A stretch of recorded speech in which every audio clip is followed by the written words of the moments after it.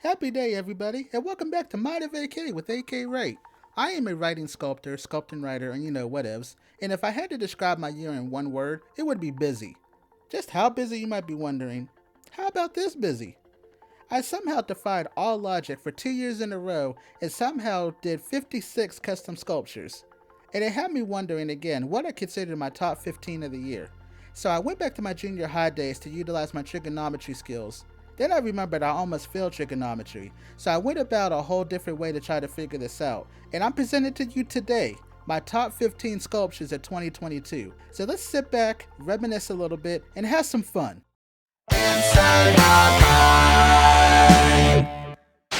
Yeah, by the way, just to be fair, I did not include any of the following in my list, which would have been commissions or fan art creations. Okay, now that's out the way. Let's get back to the show.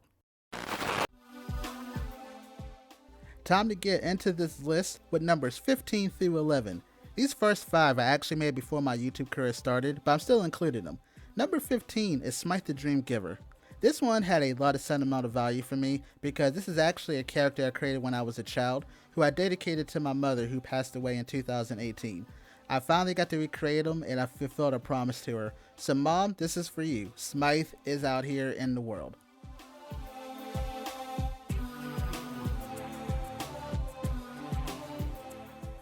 Coming in at number 14, I have KRAUWK. Now KRAUWK is an original warrior that I actually made shortly after Smite, and I actually have never thought I would have any ambition to bring him to life, but this year proved all of that wrong. I wish I could have got a chance to do a video on him, but unfortunately this was during the time I had a little bit of a mental lapse. But ironically, KRAUWK is what helped me get out of that mental lapse. I just love everything how he came out, his color palette. He definitely belongs on the list just because of that alone. Coming in at unlucky number 13, we have Malice, who used to be called Chaos. Malice is actually the brother of 2 other members who made the top 15 this year. And this is another one. This is going to be a similar facial here. I wish I could have had a chance to do a video on him. His whole backstory is really, really good. And he's actually one of the characters that I'm hoping to recreate in another medium next year, along with the other 2 that are in the list. One of them is coming up here right now. As at number 12, we have his lovely sister, HATCHY. Now, HATCHY, you may recall I made for Halloween this year, who is a hatchet-wielding banshee, as someone in the comment section corrected me and said that this is actually a sickle, but don't tell HATCHY that. HATCHY I love just as much as I do Malice. I love her color palette. I love how I didn't have her super monochromatic, but she still has some flair to her and some teeth. Really like how she came out. At number 11 is Claw the Clown Hunter. I can only say in a certain amount of words how much I wish I turned my damn camera on to videotape me painting this at least. This is by far one of my best paint jobs I've ever done. And the fact that I did it, turn the camera on, I hate myself for it. I think that's the reason why it's at number 11 and not higher, is because I'm self-punishing myself for it. But I love everything about this character, and this is another story I hope I get to tell you all next year. I can't wait to actually start to share these with you guys. Alright, we are in the top 10 already, folks. And at number 10, it's the alien ant farm from last week. Look at that. Just made and already in the top 10. It's winning at life. Seriously though, I love everything about this sculpture. I don't do a lot of dioramas because they sometimes petrify me, but I took a leap with myself and I'm super proud of how this came out. With the plaster de Paris, the way I colored it, the airbrushing, everything about it I absolutely love, and I am super proud of this. Not only just for how it turned out, but I didn't cut my fingers when I was cutting the edges of the Coke cans. Super proud that I'm not in the hospital right now. Coming in at number 9 this week is my second set of siblings to make the list, Pinell and Minsley, my Christmas Monster Tree Bros. I can't put into words how proud I was when this came out as well. Actually, this one coming out so well gave me the confidence to test the alien ant farm. The paint job is great. I love how I did the base, the eyeball ornaments, everything about this came out wonderfully, and I can't wait to also share their story as well in 2023. Stay tuned for that one. And at number 7 is Marsusa the Time Witch. This was my first original tale that I shared on my YouTube channel, and it could not have came about unless I had the assistance of the amazing talents of Bobby Wrestles and Mia Moore from the All About Wrestling podcast, who kindly lent their voice talents to read the script and did an amazing job. I was blown away when I heard it, and it actually helped me catapult myself to make the sculpt look like this. I loved how I made the clock out of the Sculpey, and the clock still works, and the battery actually is still working too. I'm not sure when I have to change it, but I love everything about this. As I will continue to repeat, her story is also coming next year. Stay tuned. Oh, stay tuned. And I apologize, she's actually number 8. Number 7 is Mr. WARFLOWER'S Doom Lantern. This was my second original tale that I brought to YouTube, and this could only have came about because of my dear friend Anthony, who goes by Tony Pickles on YouTube. I'll have his link to his channel in my comments. Please go subscribe to his channel as well. This one is actually my third lantern that I made out of a mason jar in my life. Absolutely, hands down, is my favorite. The detailing I put into this with the faces, the hands, the tentacles coming out of it, I got a lot of great feedback from you all as well. I really appreciate you all. And I also cannot wait to bring you into the WARFLOWER'S saga next year. It's incredible to me. I put a lot of work into it. I can't wait to bring it to life for all of you guys. At number 6 on my list this year is Loom the Light Boy and his best friend NUMM. Loom the Light Boy is a special individual who likes to lead the lost people away from the Badlands. And he definitely did that for me this spring when I was super sick, stomach and knots, high fever, filled with Tylenol and cough syrup, and somehow was still able to bring him to life.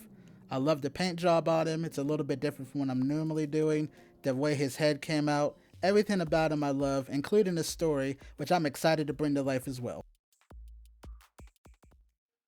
Alright, let's get into the top 5 sculptures of 2022. And at number 5 is my most controversial one that I've made this year, which is HAPPYBONE. Now, HAPPYBONE is my original character in my original work, but parts of him are based off of a Mid-Journey prompt. Before I understood the substantial damage that AI art does to the art community, I hate AI art now. But this is my piece, and I won't spend a lot of time on it to harp on it, but I am super proud of how the piece came out and the story that I have. And like I stated earlier, he's actually the brother of Malice and HATCHY. So more to come on this guy, but screw AI art. For this year is my evil carnivorous alien plant, the ROOTOFAUL. And listen to me closely. Of any sculpture that I did this year that I regret not providing any footage for you all, it's the one that you're looking at. It's an aluminum core wrapped in Super Sculpey Ultralight, wrapped with Super Sculpey Original Blend and Cos Clay Medium Firm. But just look at the detail. I would have loved to show you guys how he came to life. But I also am proud of how this came out, and I'm also proud that next year you get to meet his sister, who is much more evil than he is. On the opposite side of regret, at number 3 is by far my favorite incense burner of all time. It's my favorite one that I've ever made, actually. My friend Gauss. Now, this one almost wasn't a video, but I wanted to try to push myself early in my YouTube career, and this was the perfect project for no other reason than self-gratification of completing this with literally no issues in the whole sculpting process. The teeth, the body, the dynamics, and the schematics of the smoke, perfect. I love everything about this. I still have no idea who destroyed my owl statue that made the rocky base of it. If I ever do find out, we have immense beef for eternity. But outside of that, I love everything about this. I might make a duplicate one to go as a companion piece maybe this year. Who knows? But if I don't, Gauss is well worth it.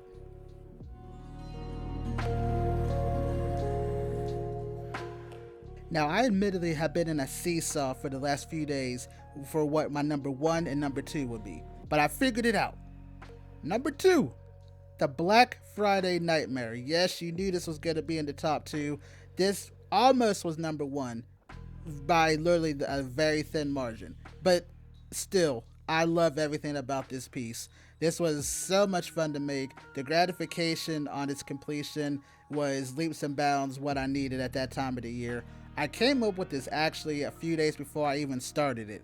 and I love everything about how it came out. I love the visual story it has without knowing what it is. You know this is someone you do not want to see. And this story will be expanded upon next year, and I cannot wait to share it with you. And here we go, guys. We have reached the coveted top slot of 2022. And we need a drum roll. Ladies, gentlemen, and all my beings alike, allow me to introduce to you the number one sculpt of this year.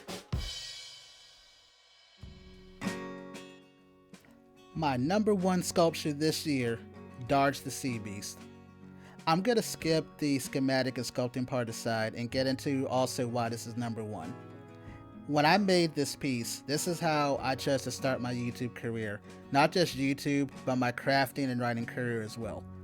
Before this, I had an immense fear of allowing myself to be vulnerable, not just on YouTube, but just social media in general.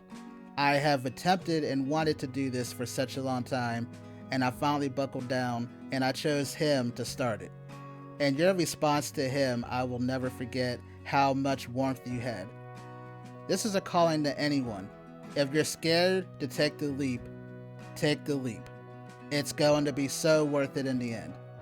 I am so glad that I did, and Darge is forever ingrained in how I chose to finally believe in myself. And you can do the exact same. And if you don't believe in you, I will believe in you until you're ready. Whew.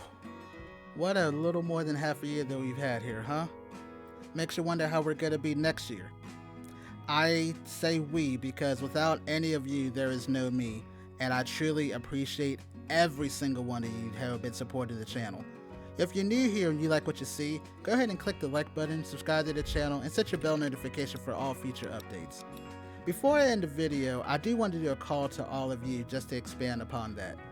Without you, there is no me, there is no MindofAK, and I love every single one of you who has supported and continue to support. I will do my absolute best to bring you quality content next year in all leaps and bounds. Until then, I do want to wish you all a very happy new year, and if you are an artist, you're a writer, you're a musician, let's make 2023 our year.